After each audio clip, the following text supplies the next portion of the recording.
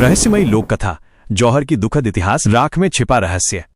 चित्तौड़गढ़ के किले की ऊंची दीवारें, जो कभी राजपूतों की शान और वीरता की गवाही देती थीं, अब खामोश थीं। रात के अंधेरे में हवा में केवल जौहर की चिताओं की राख की गंध बसी थी। कई साल पहले रानी सूर्यमयी और उनकी सखियों ने दुश्मन सेना के हाथों अपमान से बचने के लिए जौहर किया था। लेकिन ये कहानी केवल वीरता और बलिदान की नहीं थी, इसमें एक रहस्य छिपा था जो समय की परतों में दब गया था। कहते हैं रानी सूर्यमयी ने जौहर से पहले एक प्राचीन मंदिर में एक गुप्त कक्ष में कुछ छिपाया था। ये न तो सोना चांदी था, न कोई रत्न, बल्कि एक ऐसी शक्ति थी जो किले की रक्षा कर सकती थी।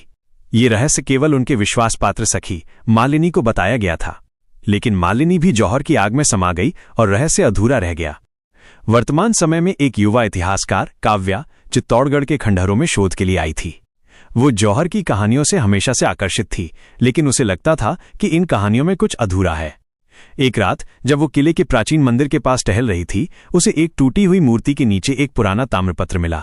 उसमें लिखा था, जो अग्नि में जन्मा वो अग्नि में नहीं मरेगा।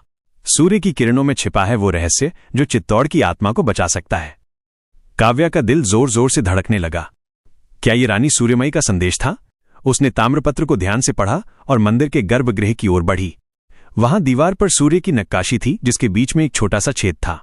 जैसे ही उसने उस छेद में उंगली डाली, एक गुप्त द्वार खुला जो एक अंधेरे गलियारे की ओर ले जाता था। गलियारे में कदम रखते ही उसे ठंडी हवा का झोंका महसूस हुआ और दूर कहीं से एक स्त्री की फुसफुसाहट सुनाई दी, सावधान, जो खोज रही हो वो तुम्हें बचा भी सकता है और नष्ट भी। काव्या रुक गई। क्या ये रानी सूर्यमयी की आत्मा थी या कोई और रहस्यमयी शक्ति? उसका मन डर और उत्साह के बीच झूल रहा था। वो आगे बढ़ी और गलियारे के अंत में उसे एक प्राचीन ताबूत मिला, जिस पर सूर्य और अग्नि के प्रतीक उकेरे गए थे। ताबूत के पास एक शिलालेख था। केवल वही इसे खोले जिसका हृदय शुद्ध हो और जो बलिदान का अर्थ समझता हो। काव्या ने ताबूत को छूने की हिम्मत जुटाई, लेकिन तभी अचानक मंदिर की दीवारें हिलने लगीं। क्या वो किसी प्राचीन जाल में फंस गई थी, या ये रहस्य खुलने से पहले उसे रोकने की चेतावनी थी? ताबूत का रहस्य। मंदिर की दीवारों का कंपन बढ़ गया। काव्या का दिल धड़क रहा था, लेकिन उसने हिम्मत नहीं हारी। उसने ताबूत पर उकेरा गया शिलालेख एक बार फिर पढ़ा। केवल वही इसे खोले जिसका हृदय शुद्ध हो और जो बलिदान का अर्थ समझता हो। उसने गहरी सांस ली, खुद को शांत करने की कोशिश की। क्या उसका हृदय वास्तव में शुद्ध था? क्या वो वास्तव में जौहर के बलिदान का अर्थ समझती थी? उसने ताबूत के ढक्कन पर अपने हाथ रखे। जैसे ही उसने धीरे से उसे दबाया, अंदर से एक अद्भुत प्रकाश फूट पड़ा जिसने पूरे गलियारे को जगमगा दिया। काव्या ने आंखें सिकोड़ी, लेकिन प्रकाश इतना तेज था कि बंद आंखों से भी उसे महसूस हो रहा था। जब उसने फिर से आंखें खोली तो उसके सामने एक धुंधली आकृति खड़ी थी, एक महिला जिसका चेहरा शांत था लेकिन आंखें दुख से भरी थीं। ये रानी सूर्यमयी थीं। तुमने मुझे बुलाया है, काव्या, रानी की आवाज गूंजी, जो हवा में बहते एक प्राचीन गीत की तरह लग रही थी। लेकिन ये रास्ता आसान नहीं है। तुम जो खोज रही हो वो चित्तौड़गढ़ की आत्मा है, एक प्राचीन रत्न जिसे अग्नि सूर्य कहते हैं। ये हमारे राजवंश की शक्ति थी, लेकिन इसे छूने की भारी कीमत है। काव्या ने धीरे से पूछा, रानी, ये रत्न क्या है और इसे क्यों छिपाया गया था? रानी सूर्यमयी ने एक गहरी सांस ली। अग्नि सूर्य केवल शक्ति का स्रोत नहीं है, ये एक अभिशाप भी है। हमारे पूर्वजों को ये अग्नि देवी से वरदान के रूप में मिला था। ये रत्न अपने धारणकर्ता को असीम शक्ति देता है, दुश्मनों को हराने, किले को अजेय बनाने की शक्ति। लेकिन जब भी इसका उपयोग किया जाता है, ये एक बलिदान मांगता है। मैंने जौहर से पहले इसे इसलिए छिपाया था ताकि ये गलत हाथों में न पड़े। काव्या ने ताबूत की तरफ देखा। उसके अंदर एक चमकता हुआ लाल नारंगी रत्न रखा था जो खुद आग की तरह जल रहा था। उसने पूछा, तो फिर मैं इसे क्यों न लूं? क्या ये चित्तौड़गढ़ की रक्षा नहीं कर सकता? रानी की आत्मा ने सिर हिलाया। हर बलिदान की एक कीमत होती है, काव्या। अगर तुम इसे लेती हो तो तुम्हें भी कुछ खोना होगा, शायद तुम्हारा परिवार, तुम्हारा प्यार, या यहां तक कि तुम्हारा जीवन। क्या तुम इसके लिए तैयार हो? काव्या का मन उलझ गया था। वो एक इतिहासकार थी, योद्धा नहीं। फिर भी यहां उसे चित्तौड़गढ़ के गौरव को बचाने का मौका मिल रहा था। तभी गलियारे में एक और आवाज गूंजी, गहरी, खतरनाक और पुरुष की। वो रत्न मेरा है। काव्या घूम गई। एक गहरे रंग का लबादा पहने एक आदमी गलियारे में खड़ा था।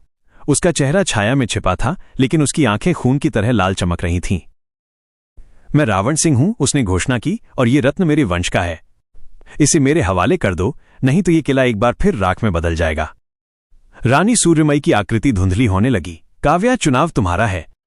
रत्न की रक्षा करो या उसे नष्ट कर दो। लेकिन याद रखना, अग्नि सूर्य की शक्ति जितनी शक्तिशाली है उतनी ही खतरनाक भी है। रावण सिंह ने अपनी तलवार निकाली और काव्या की ओर बढ़ने लगा। उसका समय खत्म हो रहा था। क्या उसे रत्न लेकर भाग जाना चाहिए, उसे नष्ट कर देना चाहिए ताकि वो किसी के हाथ न लगे, या रानी सूर्यमयी की तरह उसे भी अपना बलिदान देना होगा? क्या आप चाहते हैं कि मैं इस कहानी को यहां से आगे बढ़ाऊं, जिसमें यह पता चले कि काव्या क्या फैसला करती है, रावण सिंह की असली पहचान क्या है, या रत्न का क्या अंजाम होता है?